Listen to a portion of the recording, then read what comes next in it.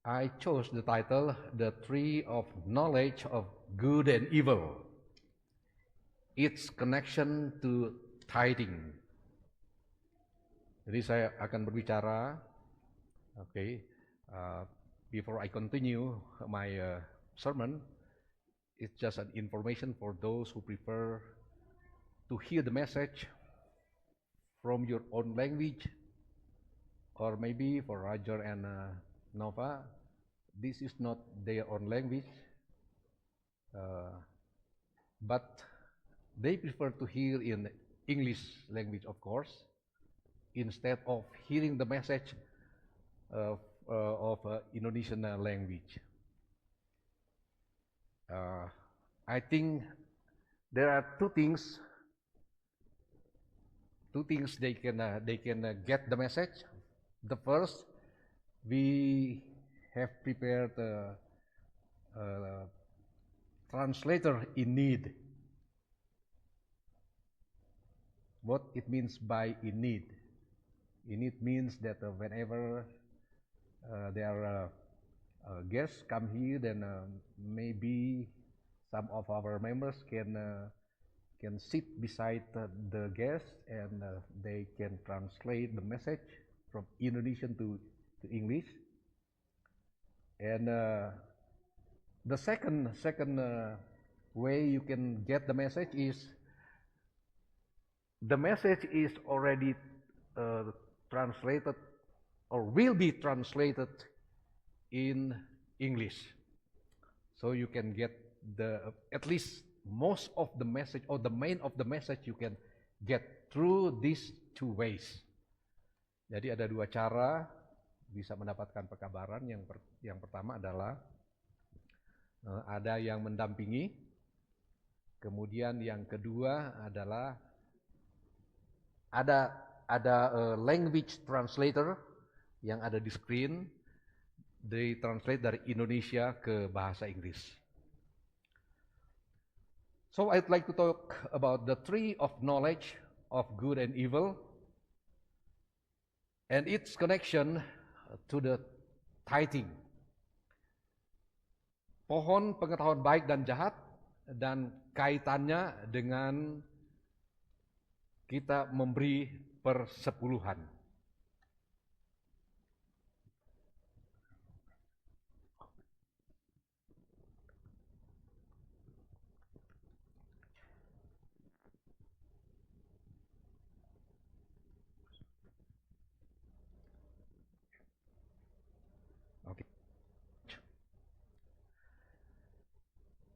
Di dalam Kejadian pasal 3 ayat 1, ini saya mau ceritakan peristiwa ketika Adam dan Hawa terjebak dalam sebuah tipuan, deception.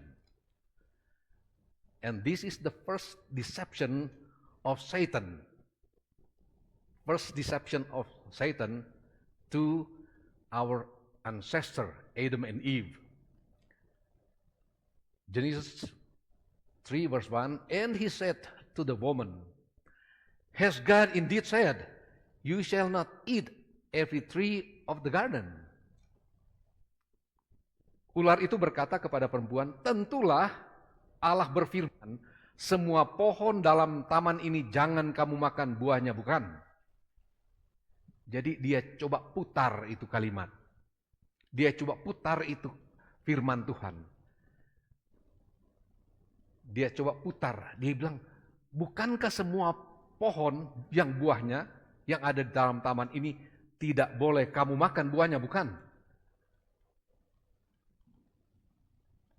Jadi perhatikan ini, the first deception. And he said to the woman, has God indeed said, you shall not eat of every tree of the garden?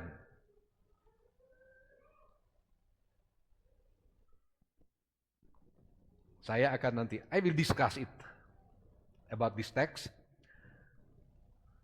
Kalau kita perhatikan saudara-saudara, almost every version of the Bible using the word he instead of snake. Nah, kita sudah tahu setan menggunakan ular sebagai media untuk menipu manusia. Dan disebutkan di sini, and he. Dan hampir semua version dari Bible versions menuliskan kata he, gantinya menulis kata snake atau ular. Dia ganti dengan kata he, tuliskan kata he. Apa artinya ini he?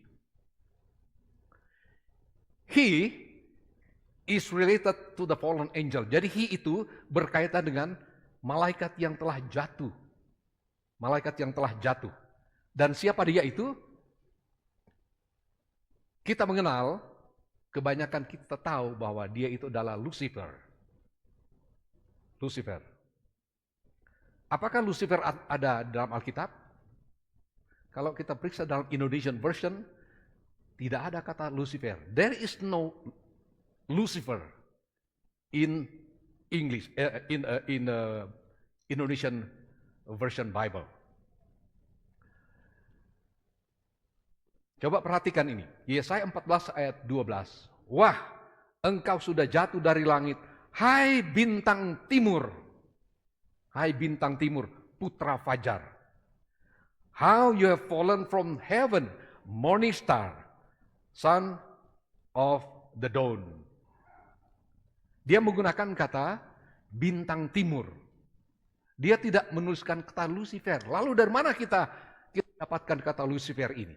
Lucifer ini pertama kali digunakan oleh seorang sastrawan Inggris dan juga pernah menjadi menteri di Inggris yang namanya adalah John Milton pada abad ke-17. Pada abad ke-17, John Milton menggunakan pertama ini kata Lucifer. Kira-kira sekitar tahun 1667. Sebuah karya sastra yang namanya adalah The Paradise Lost.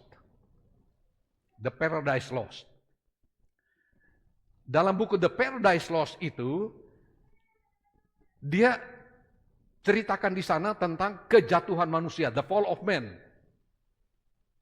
He informed in this book, The Paradise of Lost, about the fall of man, the Satan deception of Adam and Eve, and punishment. Jadi di situ dia ceritakan mengenai kejatuhan manusia, setan menipu manusia, Adam dan Hawa, dan hukuman yang dijatuhkan oleh Allah kepada manusia karena tertipu dengan rayuan setan. Kemudian di dalam buku itu Paradise Lost ini, di sana juga menceritakan mengenai pemberontakan, rebellion of the fall of Satan and his followers to the hell. Jadi diceritakan di sana mengenai in heaven, memberontak di surga, dan kemudian dia jatuh ke dunia ini, into his followers, dan penghukuman bagi Allah, punishment of God for the fallen Satan, the fallen angel, dengan pengikutnya sampai penghukuman nanti di neraka. Jadi saudara-saudara, kenapa menggunakan kata he ini? He ini, instead of using snake, the word snake, in the Bible it is recorded or it is written the word he, because it's related to the fallen angel. Malaikat yang jatuh itu, kemudian dia datang menipu manusia. In Isaiah chapter 4 verse 12, how you have fallen from heaven, morning star. Morning star. Bintang fajar yang telah jatuh dari ke bumi ini. Oke. Jadi tadi setan berusaha merubah akan firman Allah. Dia, bukankah semua pohon di taman ini buahnya tidak boleh kamu makan, bukan? Semua. And what is the argument of the woman? Apa argumen dari Hawa, dari perempuan? The woman said to the serpent, we may eat from the trees in the garden, but God did say, you must not eat fruit from the tree that is in the middle of the garden, and you must not touch it, or you will die. Oke? It's up to you. If you want to die, kalau Anda mau mati, oke, makan saja yang di tengah. Kalau tidak mau mati, jangan makan yang di tengah. It's only the tree in the middle, not all the trees. Bukan semua pohon yang buahnya itu, bukan semua itu yang dilarang oleh Tuhan. Tapi ini adalah deception of Satan. And this is the argument of woman. Allah tidak melarang untuk memakan semua. Yang Allah larang cuma ada yang di tengah, in the middle. Mari kita terus. He failed for the first deception. And he came to the second deception. Tipuan yang kedua. You will not certainly die.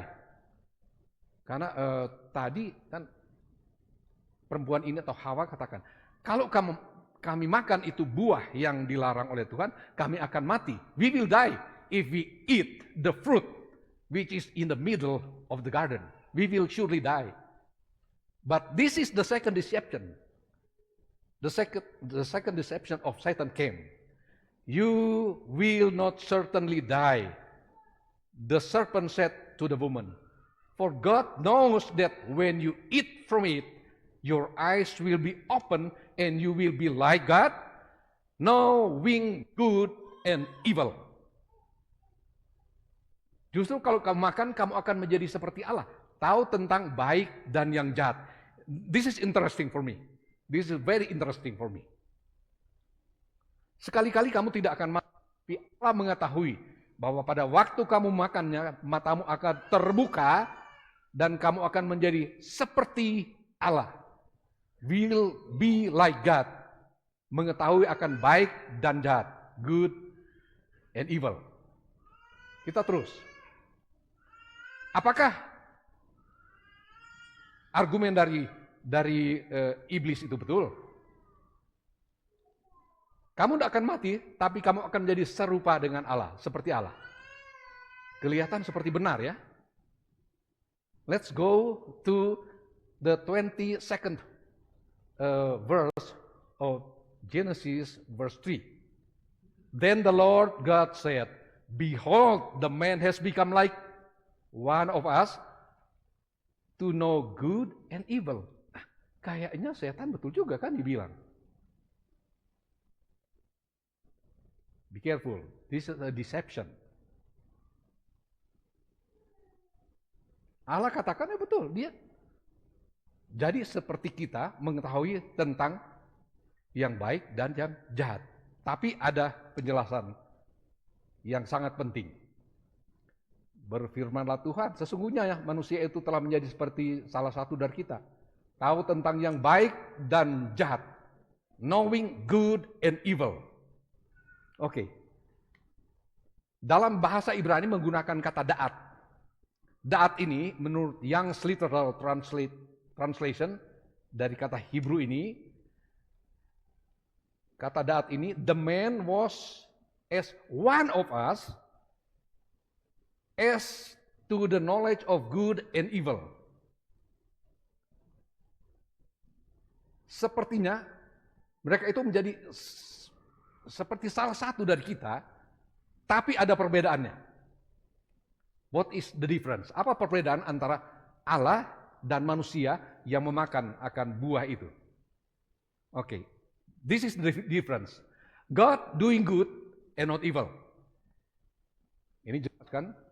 Allah melakukan yang benar, yang baik, dan tidak melakukan yang jahat.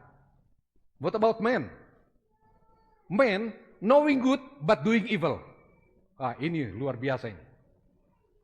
Menjadi sama seperti kita. Yes, they will become one of them. Tapi perbedaannya ialah ini, oke? God knowing good and not doing evil. And man knowing good but doing evil. Kontras, bertentangan. And so humanity was no longer as one of us. in terms of doing evil. Jadi gini, mereka ini, manusia ini tidak lagi menjadi bagian dari kita dalam pengertian melakukan kejahatan. Allah tahu yang baik. God knows the good. God knows good.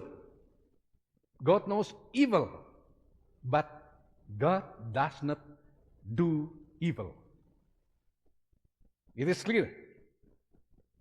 Allah tidak melakukan yang jahat, walaupun dia tahu itu jahat. Allah melakukan yang baik. Sementara manusia, at the same time, man knowing good, but doing evil. And so, man or humanity was no longer as one of us in terms of doing evil. Jadi kalau manusia melakukan kejahatan, mereka bukan bagian dari kita. Mereka karena Allah tidak pernah melakukan kejahatan.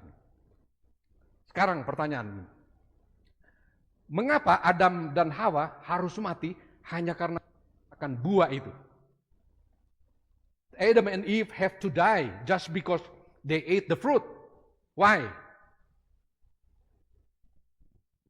Is the fruit poisonous?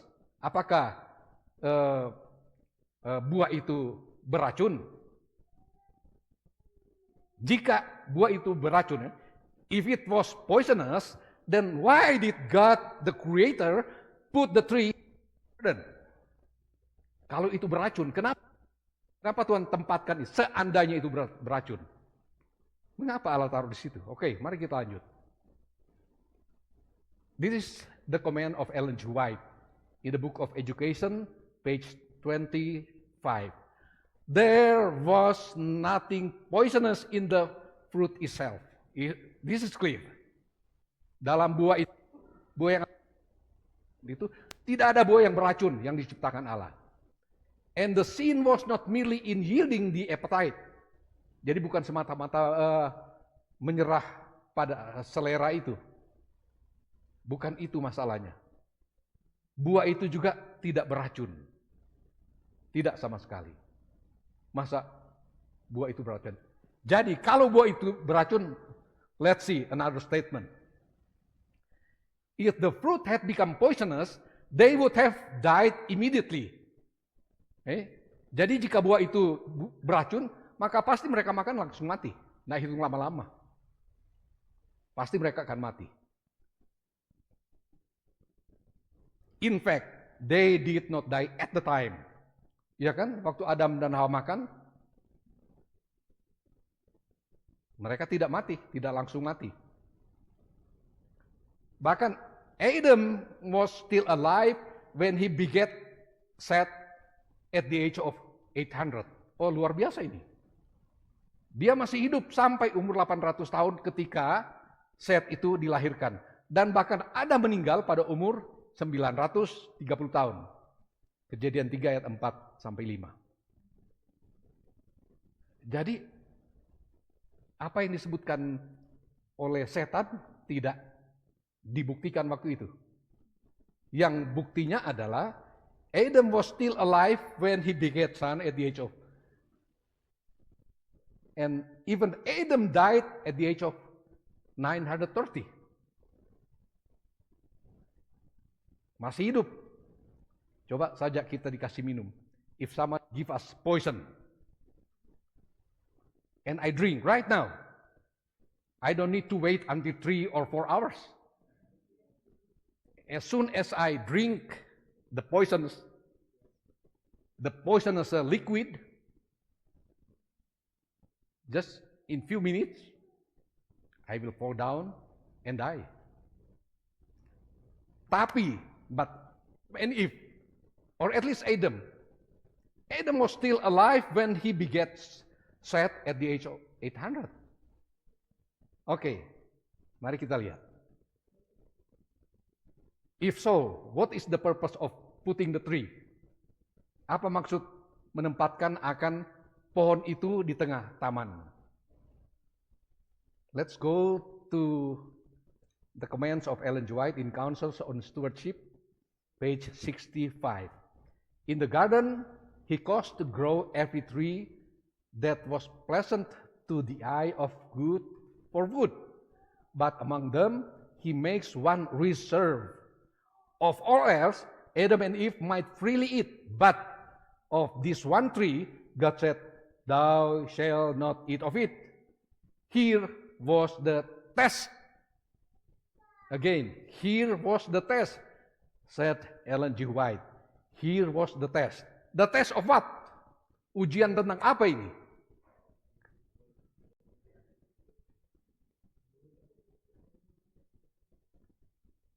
Number in brackets is an additional. Jadi itu nomor itu saya hanya tambahkan. I add the number. Just to make sure that there are two purpose of the testing. Satu adalah merupakan ujian ucapan terima kasih. Ucapan terima kasih. Yang kedua adalah ujian loyalty. Apakah kita bersyukur kepada Allah, kepada Tuhan bila mana kita jatuh dalam pencobaan atau dalam kesulitan? Yang kedua, apakah kita masih tetap loyal kepada Allah ketika kita dihadapkan dengan kesulitan dalam kehidupan? There is a choice. By putting the tree in the middle of the Garden of Eden, there are two things we need to ponder on. It is the test of our gratitude, the test of gratitude of Adam and Eve, and it is the test of loyalty to God as Creator. Buktinya gagal. Unfortunately, Adam and Eve failed to pass the test. They transgressed God's command and they brought sin into the world. Okay. Ini jelas ya. Sayang sekali Adam dan Hawa itu gagal.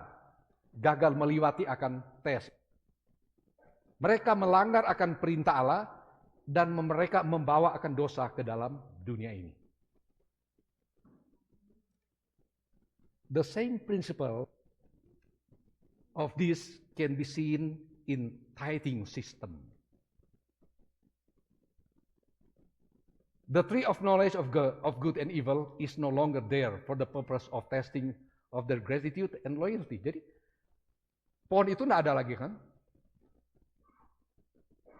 Apa kira-kira pengganti terkait dengan tithing ini? Tithing has the same principle of gratitude and loyalty to God. And there is a choice. Kita bersyukur kepada Tuhan, tetap menunjukkan kesetiaan kepada Tuhan, dalam hal memberi kepada Tuhan. We give something to God, we return to God what we have to return, what we have to do. We commit the same sin if we fail to return God's tithe. This is the principle. We commit the same sin if we fail to return God's tithe. And Ellen White wrote, he asked us to acknowledge him as the giver of all things. And for this reason, he says, of all your possessions, I reserve a tenth for myself, beside gifts and offerings, which are to be brought into my storehouse.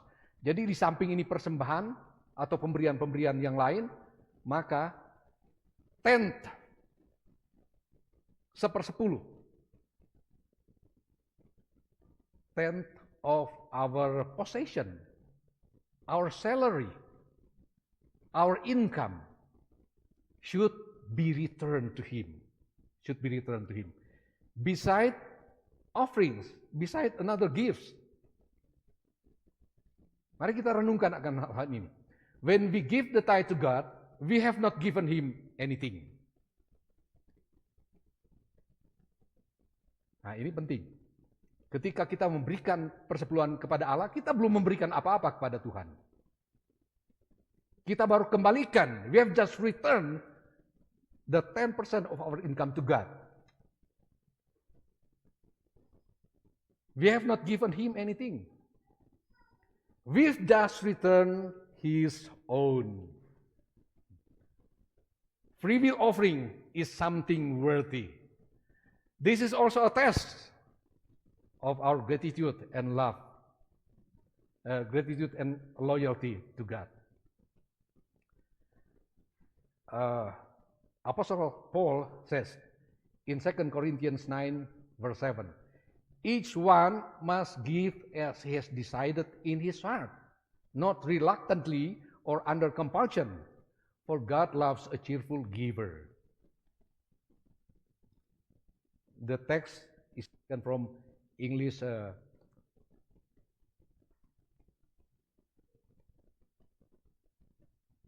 ESV.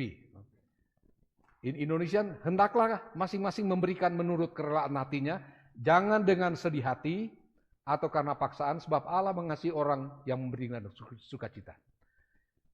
Even free will offering, there is a choice. Ada pilihan. Sebagaimana buah pohon di Taman Eden itu. Ada choice. There is a choice. The choice, who have to make choice? Myself. Myself. I will give him offerings or not, it's my choice. I will return 10% of my income, my salary, it's my choice. There is no compulsion ya. Jadi tidak ada paksaan. Pulang Tuhan punya, terserah kita. But remember, we return the tithe, kita belum memberikan apa-apa. Karena itu baru kembalikan milik. Ujian yang datang itu terhadap tithe dan terhadap persembahan yang disebut dengan free will offering. Keduanya, both tithe and free will offerings, there is a choice there. Ada pilihan. You and me have to make a choice. Kitalah yang membuat keputusan untuk memberikan kepada Tuhan. I come to the conclusion, and I've been talking for 31 minutes, and this is the conclusion. Proverbs 3, verse 9. Honor the Lord with your wealth, with the first fruits of all your crops. Muliakanlah Tuhan dengan segenap hartamu dan dengan segenap hasil pertama dari segala penghasilanmu. This is all for the glory of His name. God bless you. God bless you. God bless us. Is my prayer. Amen.